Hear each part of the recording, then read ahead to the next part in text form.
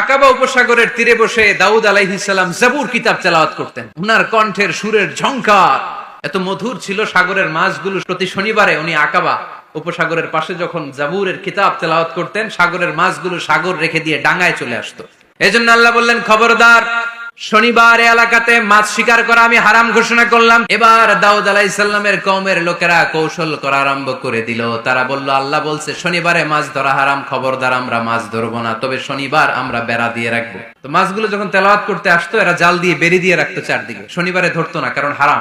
বেরি দিয়ে রাখতো, রবিবারে যে ধরতো। আল্লাহ কি এটা বুঝাইছে? আল্লাহ বুঝাইছে শনিবারে যত মাছগুলো এসেছে এগুলো ধরা যাবে না, এগুলো যখন আবার সাগরের প্রবাহে ভেসে চলে যাবে, তোমরা আবার নৌকা নিয়ে মাছ শিকার করতে পারবে, ঠিক কিনা? ওরা কৌশল করে জাল দিয়ে রবিবারে যেয়ে ধরতো। আল্লাহ বললেন, আমার সাথে কৌশল করেছিস, তোদের উপর আমার লানত, তোরা অভিশপ্ত বানর হয়ে যা। মুহূর্তে পুরো জাতিটাকে বানরে রূপান্তরিত করে দিল কে?